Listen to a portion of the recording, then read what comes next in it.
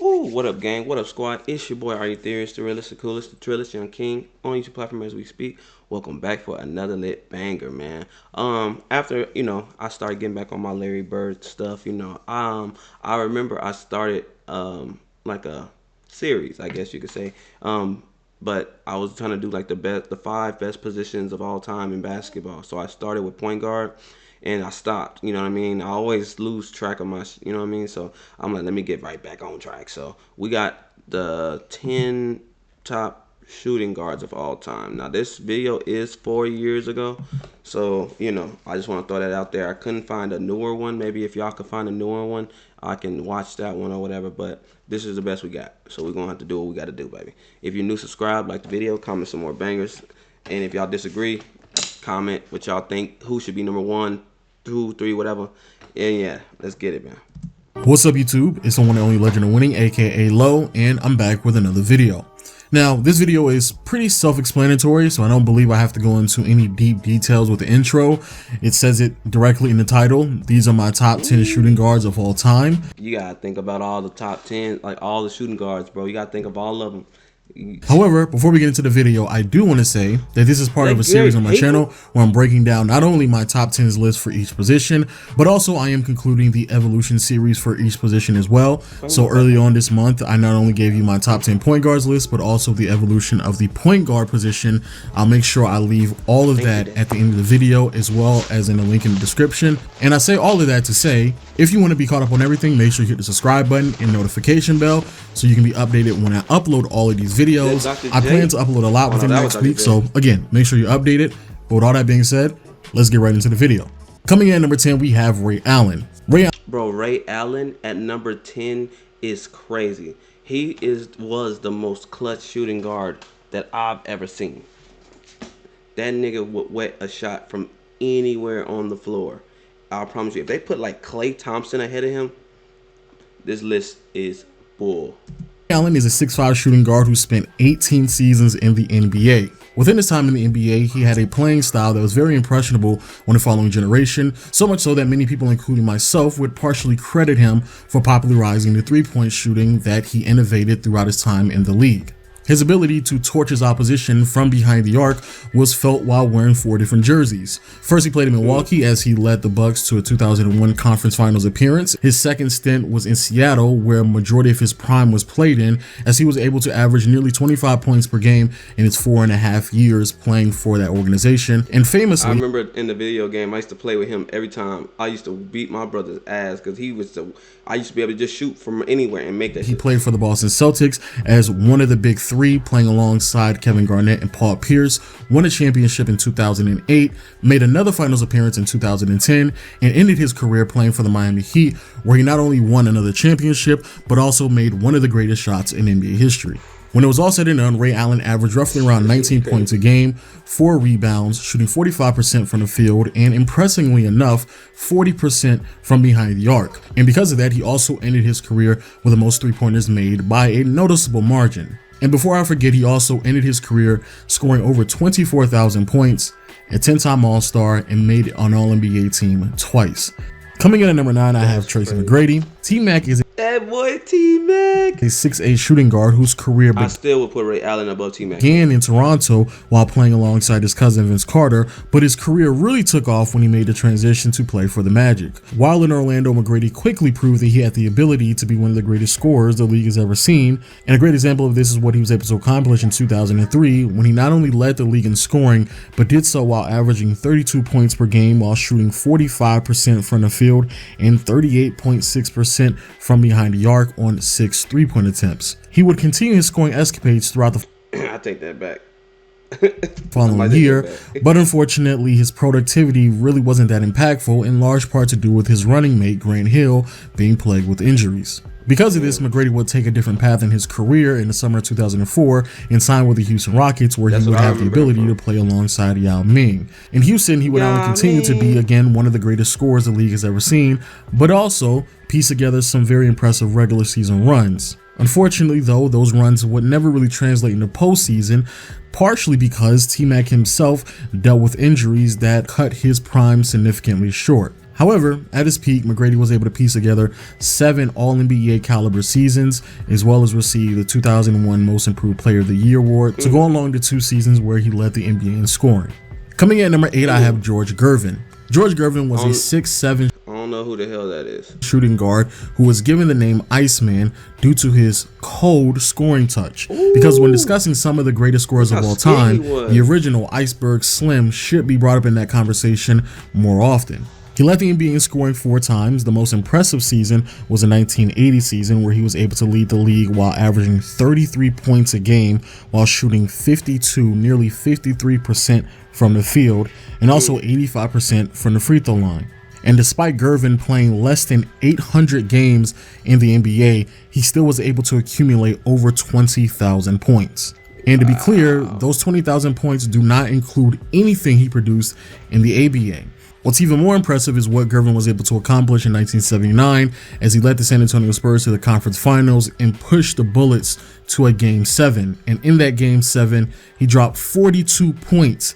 At his peak, Gervin was a perennial All-NBA and All-Star performer, and when it was all said and done, he had a career average of 25 points, 5 rebounds, and just below 3 assists. Coming up next, we have Reggie Miller. Shout out to homie for finding these old ass clips. That's crazy. Second of all, no, Reggie Miller was the GOAT. Like, he was just like nothing fancy, just straight basketball. Like, you know what I'm saying? He ain't do none of that. He wouldn't wow you. He'd just, you know, shoot you out the gym. You know what I mean? Like, yeah, he was a nice. 6'7" shooting guard who spent his entire career playing for the Indiana Pacers and really pieced together one of the more impactful careers that the league has seen in the past 20 to 30 years, in large part to do with how sensational he was from behind the arc. As Miller is known as one of the more identifiable pioneers when it comes to that style of play that has really taken over the league over the past 5 to 6 years.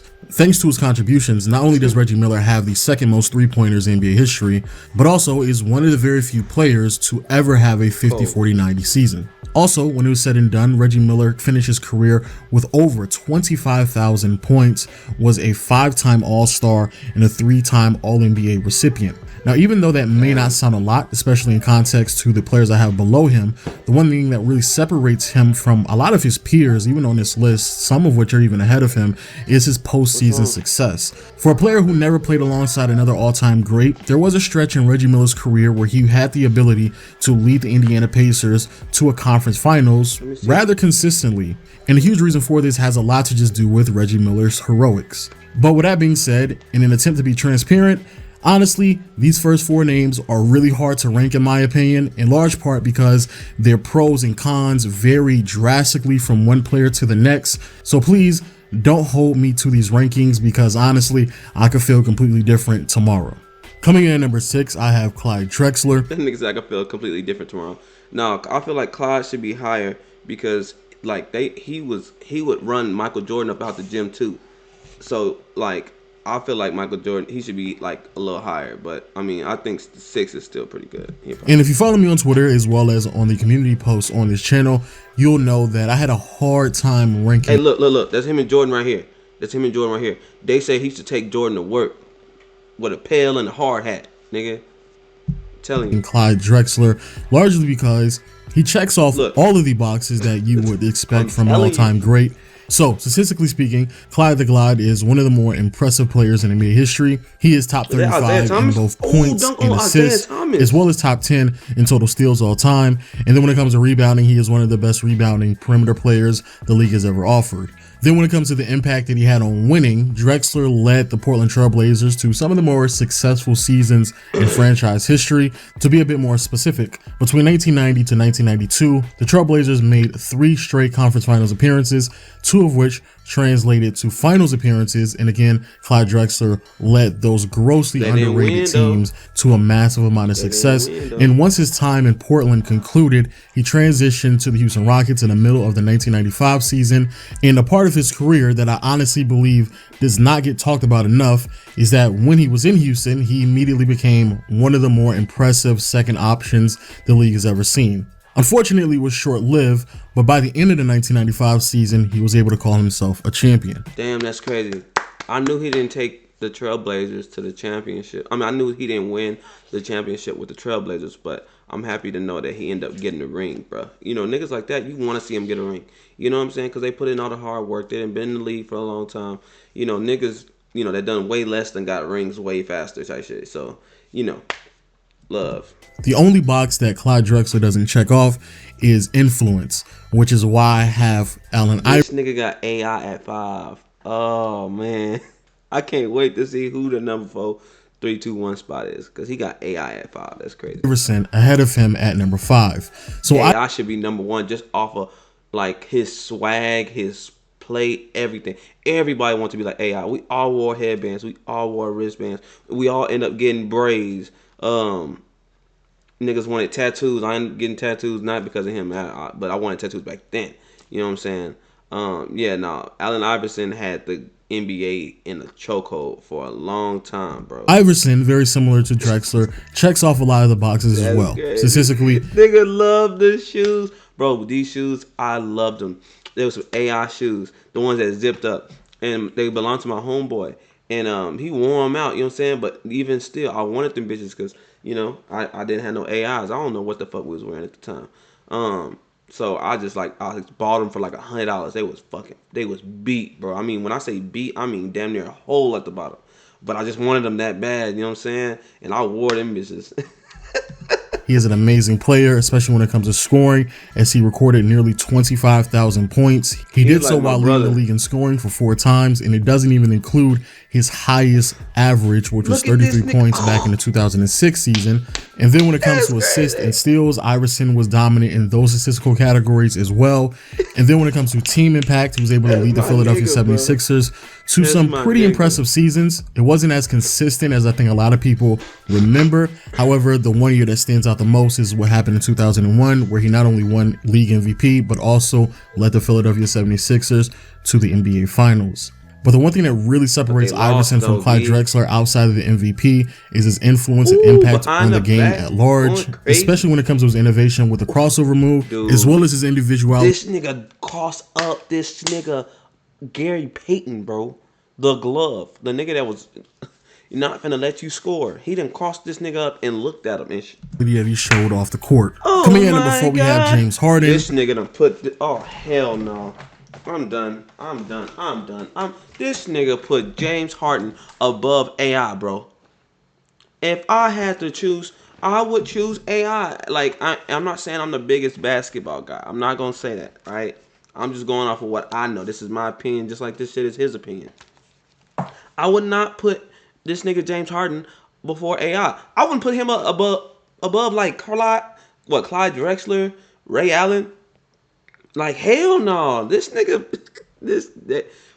whoever the fuck made this shit, you tweaking, bro. Who is still in the league, so I don't really know if I have to do that much detailing or outlining of his career. So just briefly, James Harden began his career playing with the Oklahoma City Thunder as a bench player and was so dominant in that role that in 2012, he won Sixth Man of the Year. Later on that year, he was traded to the Houston Rockets, where he quickly proved that he could be a lead player on a playoff team. And then slowly after that, he transitioned to being one of the greatest offensive players the league has ever seen, especially over the past 3 to 4 years, where he has routinely led the NBA in either scoring or assist, so much so that he's put up some scoring numbers that could rival Michael Jordan in his peak years. And also when it comes to his assist numbers, they are very impressive for someone who can average 30 plus points on a night-to-night basis. Furthermore, when it comes to his impact on winning, even though a lot of people criticize him for the lack of finals appearances, especially being a lead player, it is true. However, when you put into context the teams that he had to face before he could even get to the finals, it's very understandable for a player like him not to have reached that deep in the postseason. That's not true, bro, because how many niggas like Jordan faced the Pistons and faced Larry Bird and took it all the way? You feel me? Like, that's no excuse, bro. I don't want to hear that shit. However, the consistent regular season success that has not only translated to an MVP, but also consistently winning 50 plus games, in my not PJ Washington, fuck that nigga, PJ Tucker, I'm tweaking. My opinion is extremely impressive and is something that not too many players on this list can claim they have the ability to do so. And honestly, if he played in another era or played in another conference, I am 100% sure that James Harden would have made the finals by now. His innovation with the step back jumper has been ridiculous, and I honestly believe it will change the trajectory of ball handlers moving forward. And I also believe that he is nowhere near done when it comes to his prime and his impact that he has on the league, and more than likely he will end his career just as decorated, if not more decorated, than a lot of players on this list, even some of which who are ahead of him. Speaking of which, No, sir. coming in at number 3, No, I have sir. Dwayne Wade. Ooh, Dwayne Wade was D-Wade. introduced into the league back during the 2003 Man. draft class, which is one of the more impressive draft classes in NBA history, and rather quickly, he provided more than enough evidence that he had the ability to lead the young franchise to its first championship, as he was able to win it in his third year in the league, and not only do so, but win a Finals MVP as well. Also, Wade was able to prove that he was able to be impactful on both ends of the floor, as he ended his career as an 8-time All-NBA player, as well as making 3 All-Defensive teams as well. Unfortunately, the future Hall of Fame guard's prime was relatively short, which had a lot to do with his injuries, but it was great for him in his career as he transitioned to play alongside Chris Bosh and LeBron James to add 2 more championships to his resume. Coming in at number 2, we have Kobe Bryant. Shout out my nigga Kobe. I think Jordan gonna get one now. I can't remember. I mean, I believe Jordan was a shooting guard. I believe that was his like actual, but that nigga could play all over the floor. So yeah. And honestly, I don't really think I have to do that much explaining about who Kobe is, as he is viewed as one of the greatest players in NBA history. Kobe played his entire career as a Los Angeles Laker, as he entered the NBA back in 1996, and quickly proved that a player who was able to jump over college and straight into the league had the ability to make that transition a bit smoother than a lot of people expected. A huge reason for this has a lot to do with his work ethic, which eventually paid off, as he, alongside Shaq, was able to win 3 consecutive championships, making Kobe one of the very few players in NBA history to pull off a three-peat. His championship success would carry on later on in his career, but not before he was able to torch the league with some of the greatest scoring outputs the league has ever seen, as he was not only able to lead the NBA in scoring twice, but do so while averaging 35 points a game. Ridiculous. Bro, that nigga in Kobe 2008, was nasty, he was not only able to lead the Lakers back to a finals appearance, but also win league MVP, and then won back-to-back championships in 2009 and 2010. When it was all said and done, Kobe was named an All-Star 18 times, made an All-NBA team 15 times, and made an All-Defensive team 12 times, which is the most in NBA history, which is a testament to his longevity. And coming in at number 1, we have Michael Jordan, which honestly should be a no-brainer at this point. Jordan checks off not only everybody on here, well, all the young guys, all learned everything from Jordan, bro. All of the boxes to make him number 1 on this list, but all of the boxes to make him arguably the greatest player of all time. He was highly influential both on and off the court, especially at the shooting guard position, as he was able to prove that volume scorers can indeed lead a team to a championship even as a perimeter player. Speaking of his scoring abilities, not only did he lead the NBA in scoring 10 times, but in 1987, he led the league while averaging 37 points a game, marking it as the highest scoring average in the modern NBA. But his impact wasn't just felt offensively, as on the defensive end, Jordan was one of the greatest perimeter defenders the league has ever offered, as he not only made the All-Defensive team 9 times, but also won Defensive Player of the Year in 1988. And throughout his career, he was named an MVP 5 times, making that the second most in NBA history, only behind Kareem Abdul-Jabbar. But more famously, Jordan had an amazing impact on winning, as he was not only able to lead the Chicago Bulls to 6 championships, but also receive 6 finals MVPs, never losing in the finals, as well as being able to pull off 2 three-peats. So there you have it, people. Those are my top 10 shooting guards of all time. Honestly, I don't believe that this list is all that controversial, especially with the top 4 selections, and even when it comes to the other 6 players on this list. Honestly, I had to do a lot of nitpicking, so if you have a player up or down a spot or 2, it really wouldn't have. Yeah, man. Y'all let me know what y'all think of the list, bro. I mean, like he said, it wasn't that controversial, but I feel like he could have switched some spots around. But like I said, I'm not a big basketball guy, so I'm not going to try to, say too much, But, that's what y'all are here for. Y'all comment, let me know, you know what I mean? If you're new, subscribe, like the video, comment some more bangers. Paul, you got anything to say? Daddy, bye. Gang, gang. Say gang, gang. Gang, gang. Good job, Paul. Paul. Damn, y'all can see my green screen in the back. Hold on. Let's hit this 20-minute mark, man. Hold on. Hold on. How y'all doing? Y'all doing okay? Huh? Yeah? Cool. How was your day? Good? Bad? Yeah. Bye.